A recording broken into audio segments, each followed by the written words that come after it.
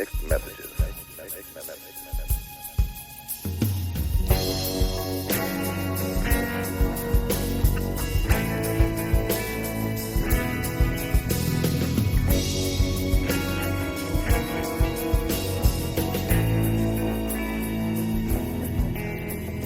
Welcome back to Mixed Messages. Heath, Burr, and Elisa Fleischer here.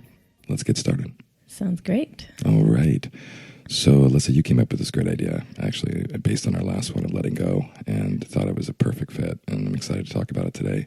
You want to give us a little insight on that? Yeah, so I was thinking about the letting go part and then what happens after. And there are things that show up, and one of them I call pain shopping. Sometimes we're addicted to the relationship and or maybe the person, and that can lead to this idea of pain shopping that you and I are going to unpack. Yeah. What's exciting about it is that you've brought some other ideas of what pain shopping is to the table that I never even thought of. It's so weird. Like, why do we even do that? Right. It sounds so messy, right? And so the more I kept thinking about it, I'm like, wow, this is when you're really in the messy, that you're pain shopping in some way, shape, or form. And messy can be good, right? We all say it's okay to be messy these days, right? Everybody seems to be okay with it more than they were in the past when we had to be stoic and couldn't show our messy, right? But it does feel messy to me when I think about my own versions of it. Well, and also it doesn't lead to anything healthy, So what am I up to in that moment, really? Is it like, am I feeling sorry for myself? Am I wallowing? Do I, it's pain shopping. Yeah, it's exactly. weird, right? And like you said, I think you're getting your fix, right? And like any addiction, you need to get a fix, right? And you feel like, you're going through some kind of withdrawal, maybe. You lost your person. You're dealing with all kinds of shame or self-loathing or, emotional grief, whatever it is. But you then decide, instead of taking a walk or, meditating or, doing something maybe more on a high road self of yourself, you kind of choose the low road and say, let me just go out and spy on this person or go see pictures with them being happy with somebody else and gut myself, basically. Let me gut myself. Let's see how I can damage myself this afternoon. Right? It's raining out. It looks like a good day to gut myself. Let me just get busy on this pain shopping. Yeah, that's fine. Let's try that. And then there's sort of a sweeter version. Like, if I miss my grandmother, who I was really close with, I have this box that she had saved all the cards I made her when I was little and, sweet things. And I know it's going to hurt. It's that bittersweet, but it is it's pain shopping, but but maybe that's to find love. And so, ultimately, actually I can do it with my first marriage. I enjoy looking at my wedding album. Right. My first, it's like, who are those kids? Yeah, It's sweet. It's sweet, and it doesn't feel painful. Is it melancholy or something like that? Would you say? I mean, I'm kind of reaching with you here on where is the pain in that. I think it's just like, that's nostalgic. That's still. It's more like about the girl there. Look at that girl. Like, who she doesn't. Oh, like that little girl. About yourself and who that was. Once. And, just sort of, which could bring up some pain from the time and all that, right? You might be really subtly pain shopping, something, not knowing it, but all of a sudden you start to revisit that person, and it could bring back some of those memories. And I think in that version, it's a higher road of just sort of seeing the path that you've taken and sort of honoring the journey maybe that got you to where you are today. But to start with, I think the compelling one that everyone can really sink their teeth into is the ugly version. The ugly version, yeah. I think it's a great point, and to kind of frame it out a little bit more. As we've talked about high road and low road, there's, in my mind, we all kind of have this two persona about ourselves, right? We have our shadow self and our inspired, loving self, right? And so we're all going to bring in our high road and our low road into every relationship, right? Because it's a constant journey on balancing that out. These conversations even give us the opportunity to kind of put a meter in place where we can start feeling what high road feels like more, practice it more, live in our integrity, continue to resolve past pains and so on, and kind of keep ourselves from going low road when we've been given the opportunity. So let's talk about what low road looks like. Yeah. Let's hear a Heath story. I like Heath stories. Heath stories. Yeah. Gosh, it always takes so much courage and candor in these stories, doesn't it? I know. Yeah. So my divorce about 14 years ago, when we were just separated, Nicole and I had gone through a pretty messy end of our relationship that kind of ended up where, she had moved 3 states away, right? And so we had 2 young children at that time, and I was kind of unequipped emotionally for that kind of experience, right? This is marriage. I thought it was supposed to last forever. Nothing I could do, whatever, till death do us part was my mentality in one part of it, right? And even though, looking back, we both feel very liberated to not be in that dysfunctional relationship and have created a healthy relationship later. But I think from my human training is that I should go panic and manic. Then I think that's normal human wiring, to be honest. Like my wiring, right? I think that's everyone's at the beginning, because we don't really have the tools. I mean, we don't. I didn't have the tools, right? And so I was in panic or manic world, as if that's going to work, right? How'd that play out? So yeah, I was packed up and moved to that state to get close to my kids, and so it was only a matter of time before now I was in the small town that that she had moved to, and it was only a matter of time before I heard about the new boyfriend already, right? And so just more messy and so on. And so now I'm there. I'm pissed off about the new boyfriend. We're just separated, not even legally yet, right? Yeah. You know what I mean? It's all way too much, and it's icky, gutted. and it's gutted, and and I had my part in all the messiness and the codependency that got us there. So I had to own up to that, right? And still do to this day, Yeah, my version was coming in and trying to knock on the door when the boyfriend's there and making a scene, or I was just in all the drama. I was in high adrenaline, right?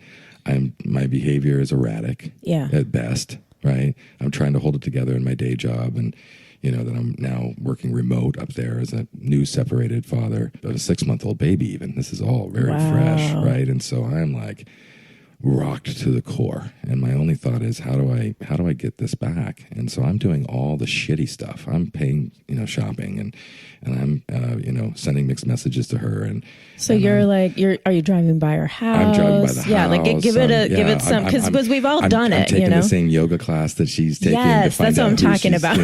Talking to, and I'm stalking a bit on Facebook, and I'm making stuff up in my brain, and whether it's true or not. Yes, and I'm just kind of low road. I'm in a low frequency space, not coming from integrity, not feeling in my power. Right, you're panicking. I'm feeling powerless. Yeah, right? And I think that's what wanting to feel in control of your relationship or your life can look like. Is this complete fear of being powerless in it, right? Yes. So then I said I'm gonna intellectualize this. That's where I work best. I'm gonna get in my head and figure out this hard thing isn't working. I'm a mess, right?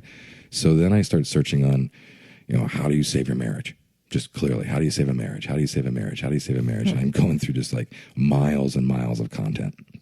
And I get to this one weird, pay $20 for my PDF download, and you can have the answer on how to save your marriage. Ooh. And I'm like, wow, this is like, I have a feeling $20. about this. I have a feeling. And sure enough, it was really funny. It shared with me kind of, some of the manipulation techniques of dating even, right? Of kind of, don't be emotional. Don't be as if this is, destroying your life and having the other person have to know how all your feelings and how much they've done you wrong and how we have to get this right. You just basically kind of, it said, just be kind of cocky, funny, and go, we'll get through this. Something will work out, and act like you don't care. Wow. And so I was like, is it really like that? Right? You know what I mean? So I just started practicing it. And next thing I know, I was not repelling Nikki anymore. She was interested in having that lunch. She was interested in maybe talking about going to counseling. She ended up landing back in counseling with me. Wow. It worked. That's crazy. Which was so weird. And so then, of course, I just want to pain shop for myself some more. Let me do it to myself and go, am I okay with this working? You know what I mean? Like, I'm like, this is like too contrived. I mean, can I believe it? I mean, is this, and that's really before I started to spend more time understanding about masculinity and femininity and the dynamics of dating and relationship and stuff that, that have become, I think, more common knowledge, right? About how we work and operate with each other and as humans, And so then all of a sudden I wasn't manic and panic anymore. I was just playing this other guy. And so then I had nowhere to stuff my pain. Oh, wow. But I had a whole stage play I had to put on. Oh, my God. To try to save my marriage. Ugh.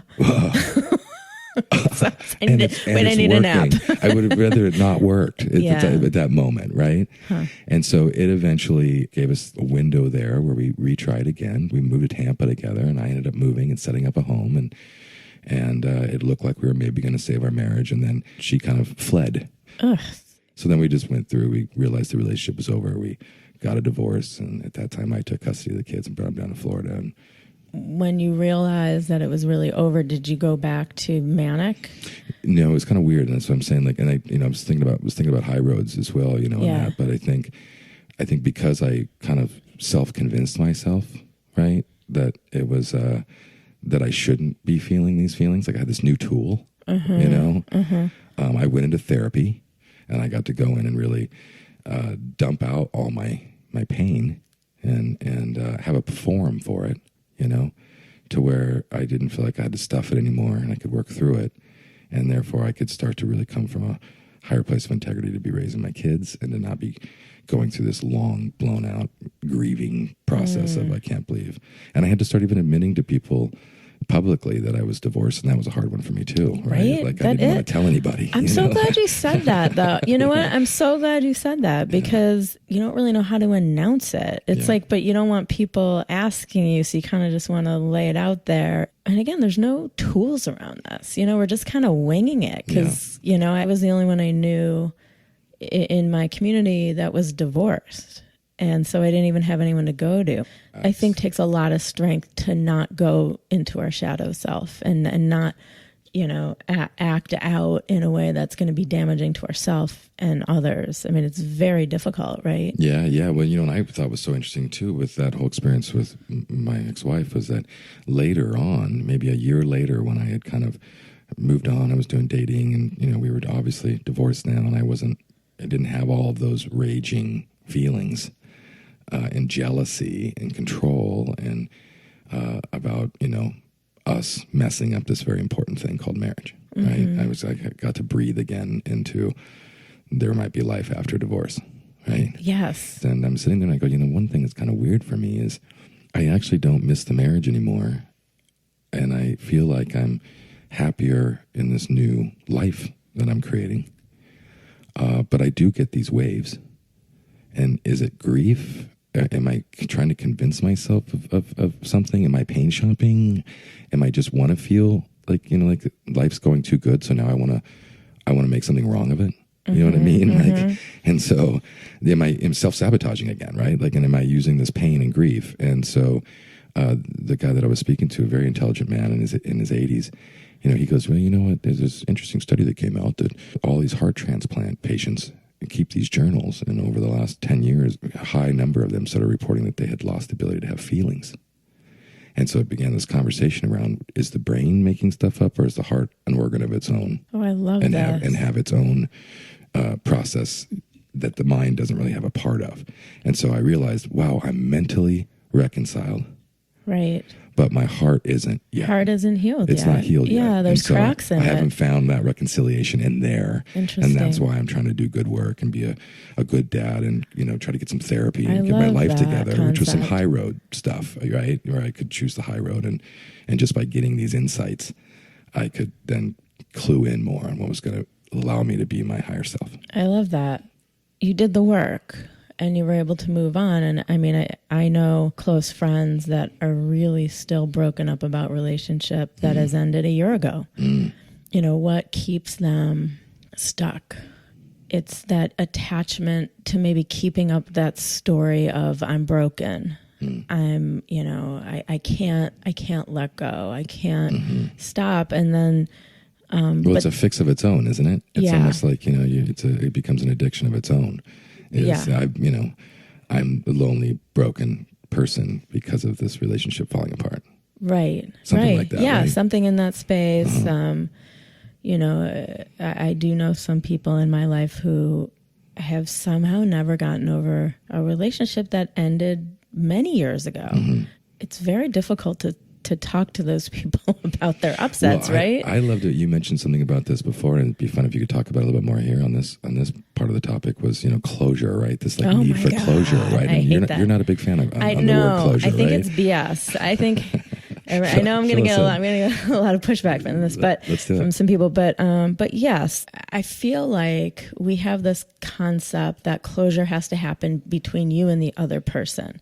And we make up a story and we do it in our heads like a movie, like, oh, we just need to sit down and talk about when this happened and that happened. And they just need to understand me. And by the way, if you could sit down and have those conversations, you probably wouldn't have broken up to begin with. Was exactly going to be my point too. Yeah. It's like, guess what? No, the only closure that you're going to have is with yourself. And it falls in line with bad news. I got some bad news. Mm-hmm. It's on you. Mm-hmm. You know, there's no magic words that's going to come out of that person's mouth that's going to heal that wound that's stabbing you when you wake up in the morning. It just doesn't exist. And like my story with learning how to save the marriage, if I wrote the script for them to play out that closure story, it still wouldn't work because now I know it's inauthentic. So you can cry with me and tell me you love me and it's been a beautiful time together and walk out that door. Right. But you just played the script that I asked you to play for some false illusion of closure. Right? Yeah. And, so it doesn't and then even... that won't even work because then you just had them write the script. You know? Right. There's just no... I'm not a fan of closure either. It's just not real. But I don't think so. I've thrown out the word closure and I've totally adopted reconciliation. I love that. That's so much better. Yeah, and I think when we start to change the language around our breakups, then we can have more powerful healing, I think, and less low road in the breakup. You know, I'll talk about the fresh one for me. Fresher.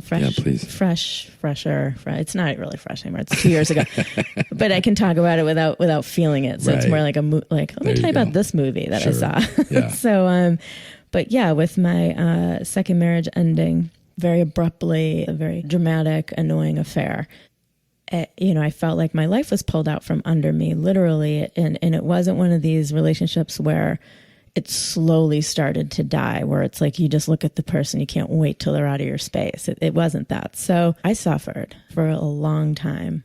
You know, it wasn't like a few months. You chose suffering in a way, like we were talking about. You kind of chose it. I couldn't get out of my way. I mean, there was no way for closure. We were not talking. We were, there was a lawsuit at one point. So it was a messy, messy thing. I mean, I wasn't eating. I think I lost, I'm not exaggerating, like 30 pounds in a month and a half, and it's not like I'm 6 feet where 30 pounds doesn't show.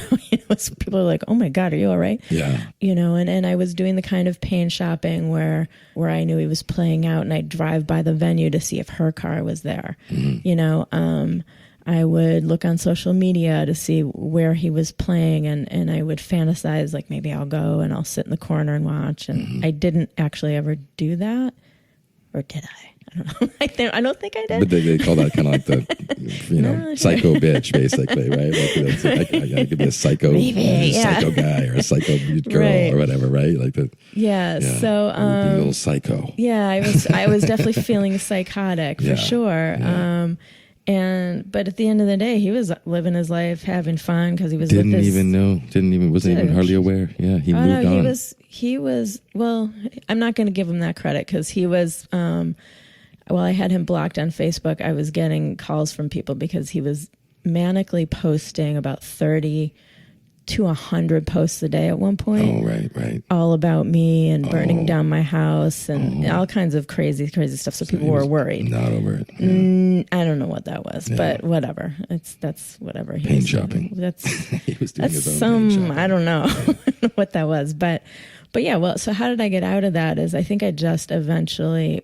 I was exhausted of myself. I was like, oh my God, like get on with it. Like you can't continue this way. Cause I was feeling, I was having really dark thoughts and that's not me. That's not like my true wiring. And so after a while, I had to just admit to myself, like, this is on me.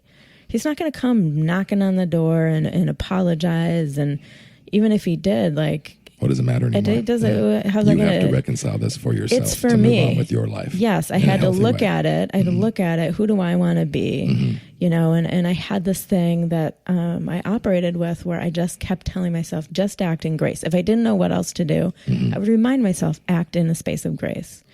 And so I did that, and eventually, slowly stopped looking at social media and stopped even following where he's playing out, stopped asking people about him. When people would call me to want to tell me something, I would say, I can't hear it anymore. And it was hard. I'm not trying to act like, oh, I was so strong around him. It was really hard. It felt like opposite of what my body wanted, what my heart wanted. You had to pull yourself up by the boots and really get back out there in life because you were in a pity party. It was like a pity rave. Pity rave. I love that visual. It was a pity rave. Like, we're not talking the little romantic movies, laying around crying, eating popcorn. No, this was dark. It's like, so yeah, I mean, it took me over a year. I'm not going to lie. And this is less really about the relationship in this case, right? It's really more about like after that was done, and you had let go at this point. Even in the letting go, you had to go through this incredibly long period of time, whatever that is, whether it be weeks or months. It all feels like eternity, I'm sure, when you're in it. Yeah. Of more than grieving. It is a choice to look at yourself in the mirror and to let that relationship reflect back at us, right? And say, am I being, my highest self or my lowest self, and why, right? And it's a great opportunity. But what I like about, you telling that part of the story and why that feels like a high road to me in many ways is because you can say, oh, it's just, feeling sorry for yourself and whatever. But the high road is, I believe the enemy of reconciliation is distraction. And so you've used, a good analogy where you can't just paint over the moldy walls with a new coat of paint and expect your life to just go on as planned. Right. You have to get to the core of what's going on. And many of us in different parts of our life choose distraction so that we don't have to go manic and panic, if you will, about that relationship. We can think we're moving on, but we're not addressing anything. We're not reconciling with ourselves. We're not reconciling with the partner.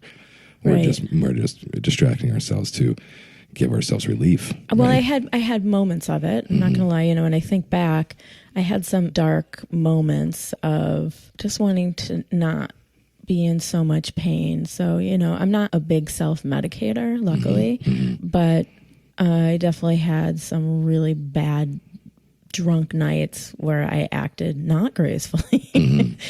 I think it was part of needing to get to the other side of that, to wake up the next day and say that didn't solve anything. Now you have a hangover, which is never helpful when you're already depressed. Now you may be embarrassed about, being drunk and in public or something like that. So just stopped it. I just stopped it. I was like, cut it out. Well, some of that we've talked about, again, having done it myself a few times in my life, there's a lot of self-loathing also that goes into that. Oh my right? God, yeah. You're ashamed of your behavior while you're doing it. Absolutely. Right? And you're not sitting there feeling, even though if you're pounding your chest, acting like you're vindicated, we come back and we recycle all of this shame and self-loathing back into ourselves again.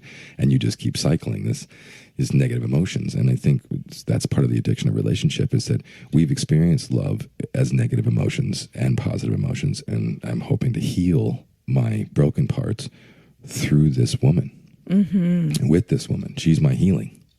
And she doesn't even know it. I didn't pull out a contract and say, by the way, this is what we're going to play out. So what I'm, in many cases, what that addictive relationship shows up as is, oh, her negative traits really turn me on, because this is a place where I feel, my dopamine, my hit is negative love, not just positive love.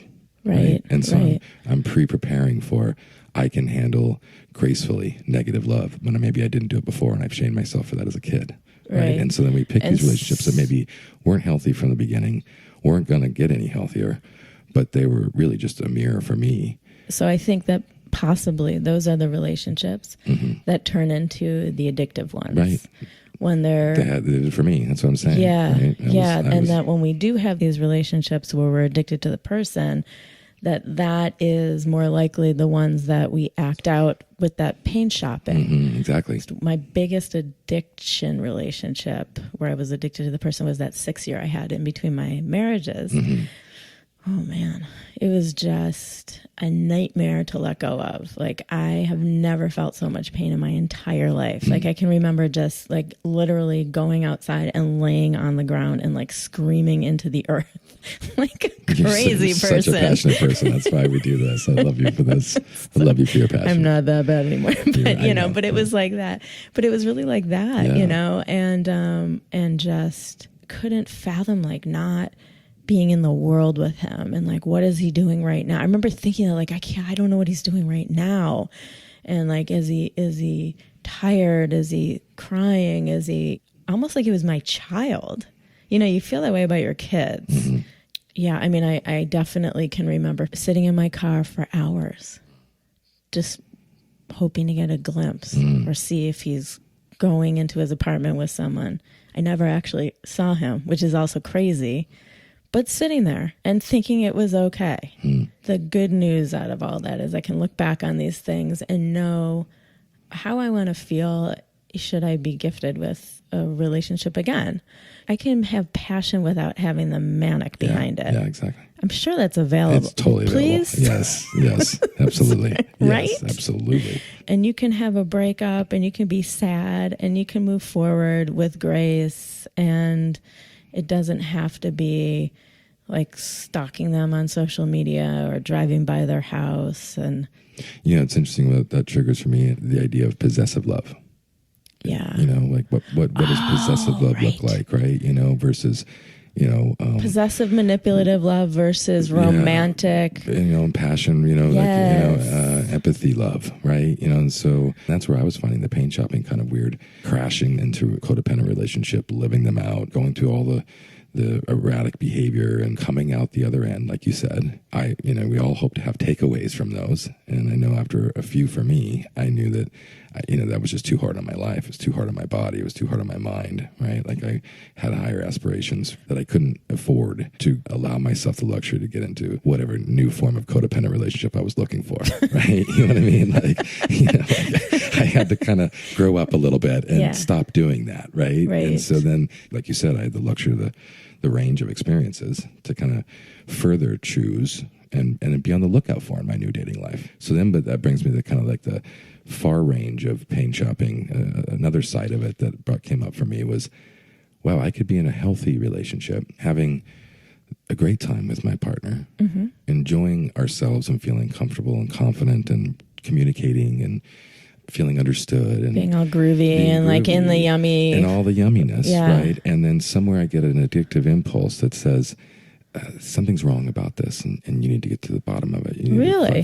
So you yuck your own yum? I yuck my own yum. Don't do that. I know, it's like the worst idea ever, right? You know, and so it's less obvious is my point about being the erratic, being that manic panic version of a bad relationship. I want to ask you about this, but I think the other version that is kind of odd. And I'm sure, again, all the psychology books out there can explain it. But let's talk about it, because this is great. Because I think what's fun about the podcast, at least for me, hopefully for our listeners, is I haven't heard these conversations out loud. How does the pain shopping look like? You start digging for a problem in it? I must have an addiction with fear.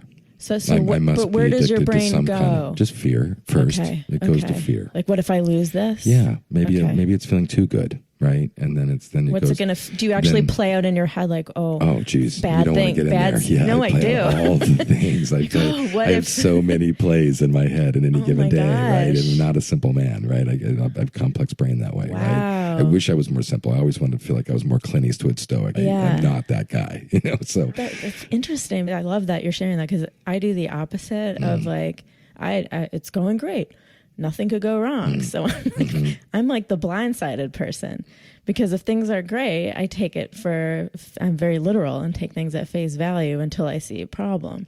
Well, and I think I do that as well, right? Like we can have our last to know hats, and then I can be on both sides of the fence where I'm shaming somebody else for what I think that they're doing is pain shopping with me to get attention. Okay. Because maybe I'm not giving them enough attention, or maybe they're not giving me enough attention. Maybe our healthy attention isn't what we're addicted to. So would it look like? So when you're being passive aggressive, I find that's what it looks like for me, right? I mean, this is things I haven't reconciled in myself. This doing this right now on the microphone is an effort to take more high road in my life, take more honesty of that bad behavior that doesn't serve me, doesn't serve the partnership, won't serve the world, and try to fix it. But I'm staring at it happening right in front of me while I'm playing it out, unnecessarily, and that's how I get to it. So you're pain shopping in the actual relationship in order to possibly test the relationship. Yeah, maybe see how strong it is, or whatever. To see if... or just sometimes just to feel like I know I'm going to get duped in this relationship, so I'm ahead of it. I'm just Well, going maybe to I'm going to feel its loss before it's even close to going away, right? Yeah. Like I want to live out the loss so I can be, I don't break. So when I was a little girl, I can remember when I would go to sleep, I would start thinking about things like my grandparents dying, and I would really go in it. I remember doing something like that too. We wanted to feel those. Yeah, and so it was almost. I think back to those times, and I was thinking, oh, maybe that's our psyche's way of practicing, so that we can handle it when it happens. Yeah. So wow. maybe that's a breakthrough here for me on that one. Right. Yeah, that's right? an aha moment. Yeah. So maybe in a relationship. Gosh, you're right. Like when you're 5 years old, I'm sorry to interrupt you. That's there. okay. Go ahead. Go ahead. Maybe when you're right. No, I know you're excited about well, this. Yeah, no, it's an aha moment for me. Yeah. I'm going to be honest with it because Yeah. like I had not thought long ago. Like I was born to a young 16-year-old. So when I was like 5, and she's only 20 something. Right. And any young man and a single parent, you're thinking if my mom dies, the whole world's going to end. Yeah. Right. And that's where you get those first feelings. And like you just reminded me of that. Yes. And then you play them out in your head. You do. So that you can kind of strengthen yourself, maybe sharpen your sword in some way. And right. And then we just keep doing this all through our life with different people. In different ways. Well, go figure. Probably not a good idea. You don't have to do that anymore. But Right. but I think that might be what you do in a relationship. It's like you go in your head and you think like, oh God, this is going so well. And what if, you allow yourself to play out just a completely fabricated story to feel it, right? That even can happen, right? Like that's what I'm saying in that paint shopping at the thinnest level. It's like at the best of me, I'm still possibly paint shopping. I am. Yeah, well, and I'm constantly because working on doing less pain shopping. Right, because it's not serving your relationship. It's not serving yourself. It is just straight up self-sabotage. Absolutely. Yeah. So, it's interesting because I think for me, when I uncover these sort of things and then I find myself doing something, if like I suddenly hear something about my ex-husband, I'm not going to lie. There are times I get an urge for a moment like, oh, I'm gonna go look at his Facebook, even though he's blocked. But I'm gonna have to unblock him, and then I stop. I'm like, and then what? Mm-hmm. And then what are you gonna do? Mm-hmm. What are you gonna do? You're gonna feel good? Are you gonna feel bad? Are you gonna gossip? Like, you have better things to do with your time. You have better things to do with your psyche. Mm-hmm. Grow up. Mm-hmm. Like I have an inner coach, and that's another big aha here, right? Like this is. I mean, to me, it really comes down to a lot of maturity, right? Yeah. Like, what's my takeaway when I go through all that grueling behavior and shaming myself and feeling like a piece of shit, really, right? Like at the end of that, is there a takeaway, or was that just a total waste of time? My takeaway is, boy, I have some growing up to do. Right, I've got, right. But that's great. It is actually, I'm not done growing up, and I'm still growing up. I don't even know what I want to be when I grow up yet. Maturity is a lifelong goal. Right. Yeah. We don't just become grown up, right? No. It doesn't really happen that way. I'm excited to have these new observations about myself and relationship. I'm excited, at trying them on again, hopefully sometime with somebody else, because whoever I pair with next is going to get the best version of me so far. Mm-hmm. I don't know who that woman looks like yet, but I know she's in there. I'm really committed to being a better version of myself. Mm-hmm. And it's a practice. It's not a perfect, I'm not saying, I'm so much better. In theory, I am. Yeah, well, time will tell. Let's see. Right. Yeah, bring it on. Maybe I'm not. Right, yeah. Who wants to play? Yeah, right.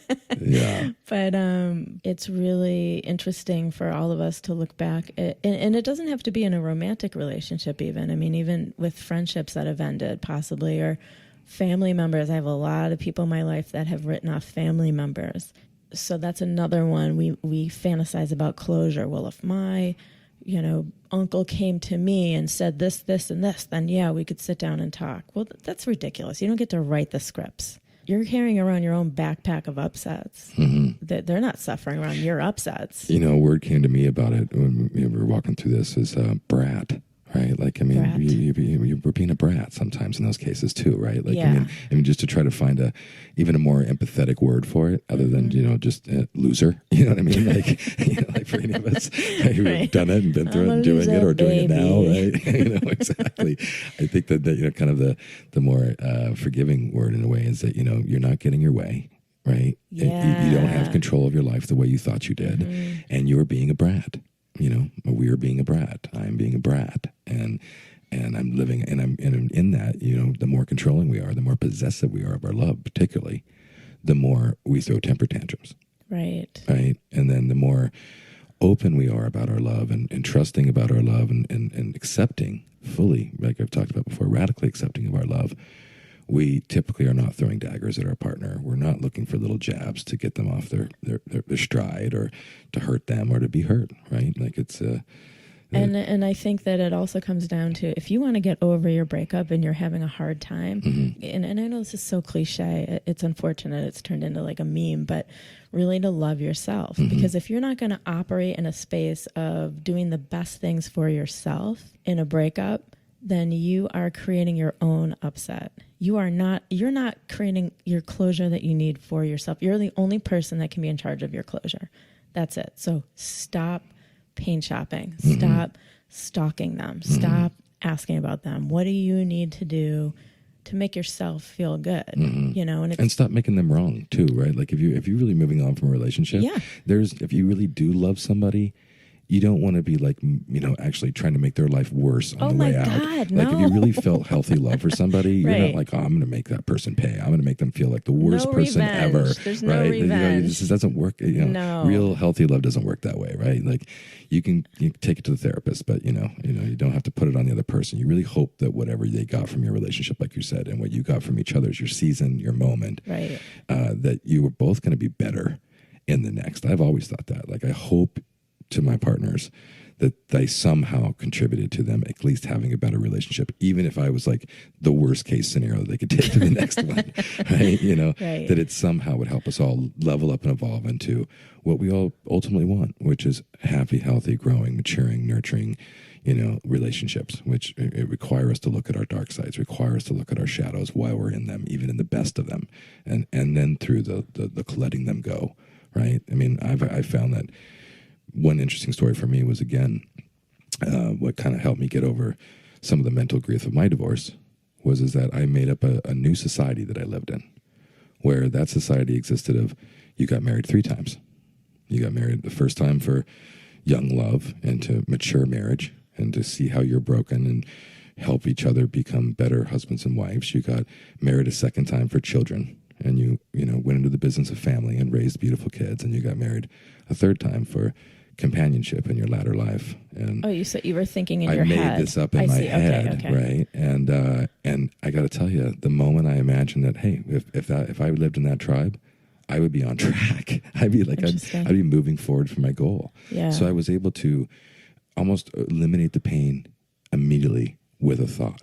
It no longer had the hold on me anymore, the grip on me. I wasn't such a failure, at that time, just by the changing of the consciousness behind it. And so that consciousness of, I'm entitled, to a lifelong marriage, and now I don't get it, and so now I've got to walk through the pearly gates with my head down because I messed up God's one true, calling for me, which is that we get married and for death do us part, which is still true for a lot of people, and for good reason. But for me, when I got rid of that belief system, a lot of the pain and a lot of the bad behavior went away. And that consciousness stuck with me so that I could reimagine relationships moving forward. I could reimagine them from a place that I never had before. And I certainly wouldn't have been able to reimagine them if I would have just gone into distraction and not walked through those dark hallways and try to figure out what's going to change all of this, pain inside of me that I continue, I'm shopping for around my divorce, even though it's not healthy and I need to move on and she needs to move on and we both have kids to raise, and let's do this smart and wise. We want to be distinguished members of our community still and show up to games together. But behind the scenes, we're being assholes to each other, right? Right. Well, also, I think whenever we're plotting how to create any suffering for anyone else, we're sucking our own ability to be present in the moment. because if you think about it, if you're plotting something for the future that's not good, then you're not in the moment that you're in the moment, right? It's like, this is just poison. See, that's some of the takeaways here, right? Is, how have these experiences helped us, be better for our future partners or our present partners, and what takeaways are there? For me, one of them I got from the show here, and really much more ingrained than ever, is reconciliation is the name of the game for me. Whatever it is that I'm having conflict with, it's my job to reconcile it. Yes. It's nobody else's job to reconcile it. That's right. And that I have to also agree some things I won't be able to mutually reconcile with another person, right? Like they'll have to do their own reconciliation. I will have to not write them the script, get that I'm not going to get what I want out of that closure story, right? Yeah. And make that okay. Change my belief system, make that okay, and move on in stride so that I am a healthy human being. I'm going to share a little story that's kind of crazy. Sure. And this isn't a pat myself on the back thing, but I think it's something that I feel good about. Fast forward a year and a half after all the drama, I'm in a bar talking to a friend. I had just come back from Marfa, Texas, which was one of the most incredible trips of my life. And my ex's girlfriend walks in, the woman he had the affair with. She walks into the bar. We were talking, and she had walked by me. I didn't even notice, but she said in a very snarky voice, "Hi, Elisa." I remember kind of having a bitch face, but then relaxing my face and smiled at her. I said, "Hi, Chelsea." And she changed. She kind of, whoa. And she said to me, "Oh, that trip you went on looked amazing," which is funny because it also showed that she was stalking my Instagram account. So whatever. Yeah. I know, it's crazy. But anyways, so we started to have a mini dialogue, and all of a sudden I just said, "Hey, can I talk to you for a minute?" And then people around us got real tense. And she was like, "Yeah." And I could see in her face, like she wasn't sure what was going to go. I didn't even really know what was going to go down. We went to the back of the bar and we sat at a booth. I said, "Look, we're going to bump into each other. We live in the same town. I just want you to know, I'm over it. I don't wish you any ill will. And if you guys are soulmates, great, good. Have at it. I just don't want it to be weird anymore." Yeah, right? I'm just really tired of it. I really don't wish you any ill will. And she cried. And it wasn't like I was trying to be some amazing human. It was for me. I wasn't doing that for her. It was like I really needed to say it out loud. And I felt released, and I did that. I mean, she could have said nasty, dirty things to me, and I think that moment allowed me to grow up. Yeah. And it allowed me to really get wow, I've really let it go. I love the maturity thing reeling itself in the story again, right? Another real takeaway is the growing up, and that we do grow up through these if we let ourselves. And then I think high road and low road are, life throws those at us as much as we try to practice them. We're given these windows, these moments, where we could go low road because it's thrown at us. Oh, right? sure. Her walking in the room is, you feel like it's thrown at you, and you've already had pain here before. You've already experienced this kind of almost trauma from it all, right? Or not even almost, right? And so this time you realize you were in a different space. You were able to, it got thrown at you. You were able to act on it, and it came from a much more mature place, and you were able to walk high, right? Yeah. That's not guaranteed, right? No. Ever, right? But no. But that's where the maturity kind of starts to gain us wins. It's like getting to the gym. You get to start to see your gains. And you can practice it. And what's cool is it made me realize that first of all, I'm a lot stronger than I give myself credit for sometimes. There you go. That's another win. And I felt so great afterwards. I felt so great the next day that I realized that the more I can just really operate in a place of just letting go, not pain shopping, not bringing myself back to the wound, it allows a freedom in my own spirit that I am in charge of. It is not up to my ex-husband to come to me and apologize for gaslighting or for her to apologize for, anything that she did. It doesn't matter, because it wouldn't even necessarily heal anything. It's really entirely up to me. And that doesn't mean I'm 100% healed. And I still have definite, scars and cracks and around it, and interesting things sometimes, pick the scab a little bit, but But I'm sure that's normal.